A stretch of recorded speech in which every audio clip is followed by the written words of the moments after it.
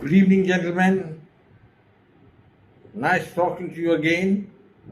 And today I'm going to talk to you about the Ukraine war and further developments. Well, the Russians have displayed the captured weapons of the Germans, the British, and the French in Moscow. Well, that's a bit of an insult to the NATO alliance that their captured Russian weapons should be put on display. There's another demand by so many people that the captured soldiers of these countries be also made to march on Red Square.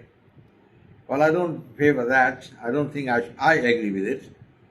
Because it would be against the Geneva Conventions to parade captured soldiers.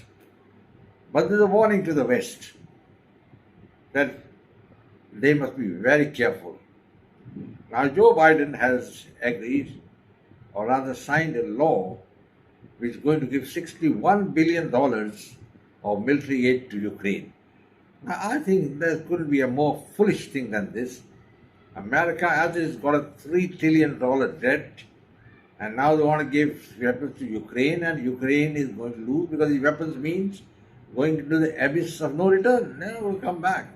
And the Ukrainians have proved that even the earlier weapons which they have been given, the net result is zero. All the counter-offensives launched by the Ukrainians have been smashed. They couldn't get any territory, and what my information says is that the Ukrainian army has lost its morale to fight. Well, if you give them some more weapons and, anti-tank weapons, this thing and that thing, maybe their morale may improve and they must put in a bit of a fight. But I don't anticipate them to be able to throw the Russians out of their land. That's number one.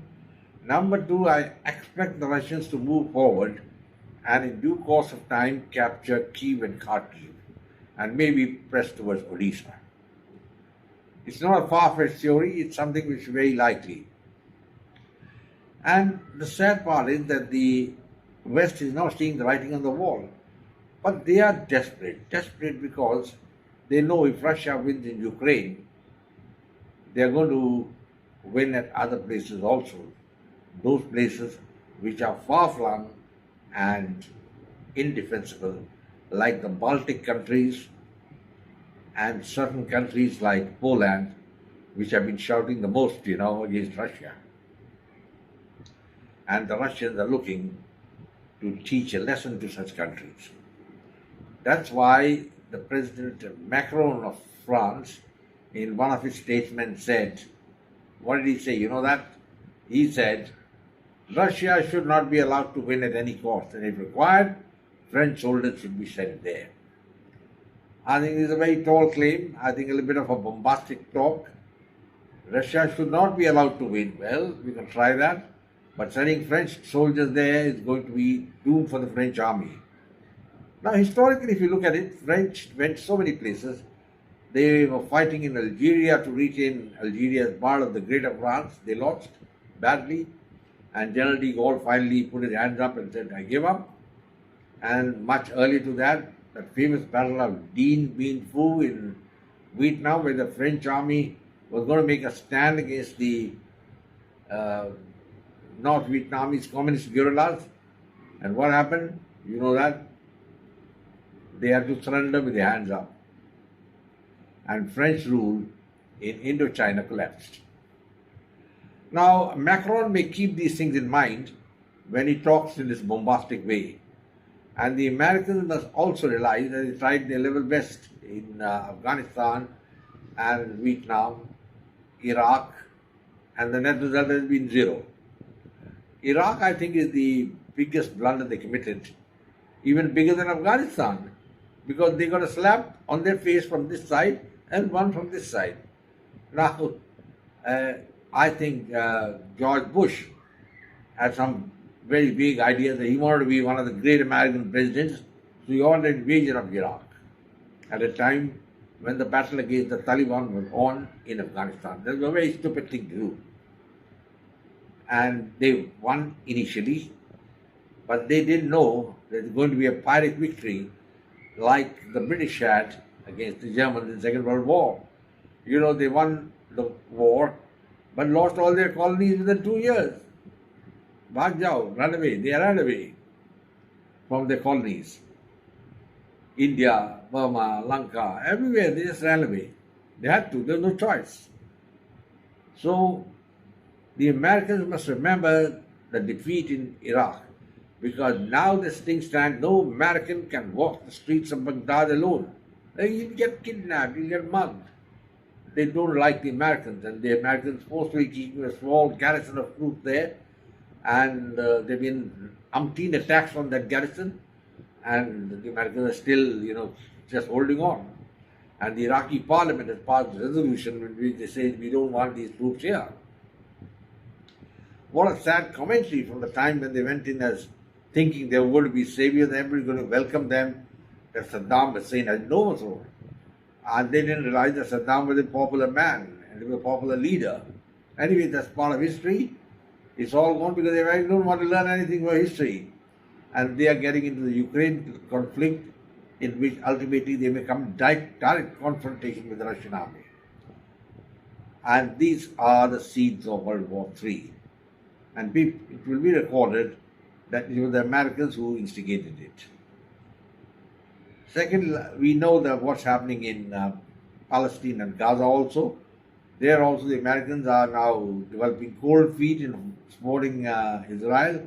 But I'll talk about that in another separate video. As it stands, the Russians have captured a lot of weapons, and they're going to, I think, put them on display in their May Day parade. And it's a very sad thing as far as the Americans are concerned, or the Germans are concerned. The German Leopard tanks have been captured, some of them, and it's a very sad commentary. All I can say is that it shows that the West has been defeated in in Ukraine. I think the writing was always on the wall from day one, when they supported Zelensky in his anti-Russian tirade and egged him on to join NATO. Because NATO, I don't know what the Americans thinking or the West is thinking. My thinking is that NATO is an obsolete organization. It's not even able to win a war anywhere. In fact, NATO is fighting in Ukraine, and what have they achieved? A big zero. NATO went and fought in Afghanistan. What have they achieved? Zero. NATO has not really fought a war, to be very frank, for the last 76 years since it was formed in 1949 by President Truman. I think Truman at that time had an idea to stop the Soviet Union, because the Americans were scared of the Soviet Union and in particular of Stalin. And so the question came that how are we going to defend ourselves against Stalin? So they got all the countries together, formed NATO, and they thought it's a very big thing, very big deal. But it was more of a threat than reality, because NATO got a threat that if any country is attacked, we will all join up and attack that country. Fair enough.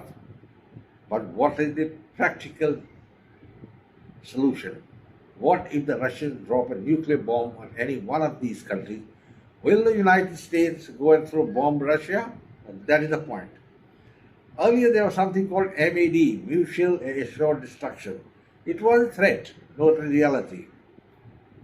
And it's applicable only if America is attacked, you can have a reaction. I don't think Americans are going to go around if a bomb is dropped in Ukraine and start bombing Russia. Although Russians could engineer a nuclear device in Ukraine. And what are the Americans going to do? Bomb Russia, Moscow, Leningrad? Are they going to do that? It's a question which I ask the Americans. Because America doesn't want the destruction of its own civilization. Because the reaction from the Russians would be terrible. They've got all the American cities targeted. And even if 50% of the missiles get through, America will cease to exist, at least the way as it is now. So, and countries like England, which are barking a lot, I'm sorry to say, they will just cease to exist on the world map. They won't be able to counter or face to a nuclear war. So my point which I'm coming to is basically that NATO was just a threat, an idea. In practice, it cannot function.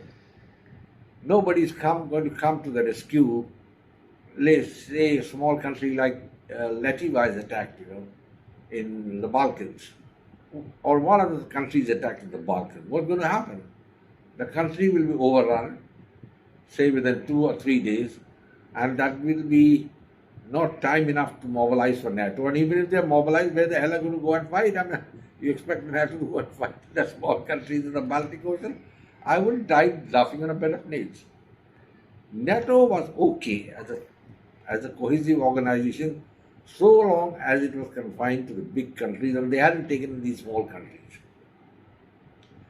And they just enticed them to join. I don't think there was any Russian threat to these countries. Finland has been a bulwark for a long time and the Russians never touched Finland. But now Finland is part of NATO, and I think Sweden and Finland joined NATO and they signed their own death warrant. Because I don't think their leadership is really understanding. The basic problem is that NATO is a toothless tiger. That's the first thing we must understand. It is something on paper. On paper you can write so many things. Article so and so says that if you attack any country, then that country and all NATO will join together and attack. Easier said than done. Because all the countries who constitute NATO are very small powers. Somebody's got 2,000 soldiers, somebody got 10,000, 20,000, that's about all. Even England's got just 80,000 soldiers. And you don't expect the British to commit 80,000 soldiers in a battle with Russia.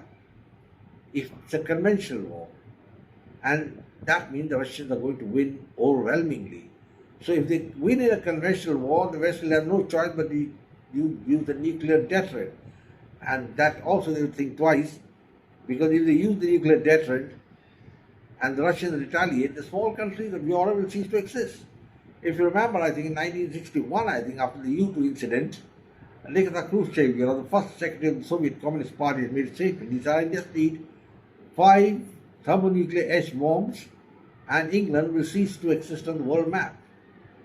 And Harold Macmillan at that time was greatly perturbed, and President, I think Kennedy was the president, and he reassured Macmillan, don't worry, he said, we are there, we retaliate.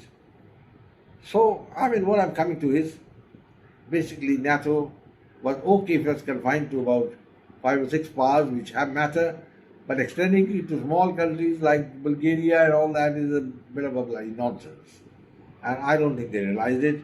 They thought it's a shield, you just a threat shield. Are Baba, if you attack us, we'll attack you. We will attack you. It's easier said than done. And now in Ukraine, you are seeing what's happening. Despite all the weapons being given by the Americans, the Ukrainians are falling back. And though they may pump in $61, or tomorrow they may pump in another $200 billion.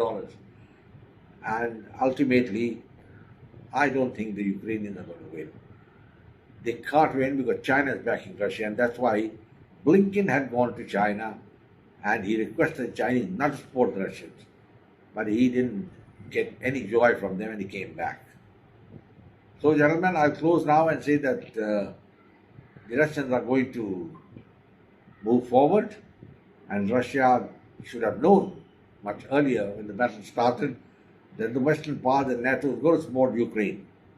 I think they must now go in a decisive way, and let's see what happens in the future. The Russians' leadership or the generalship is also poor. I'll say that.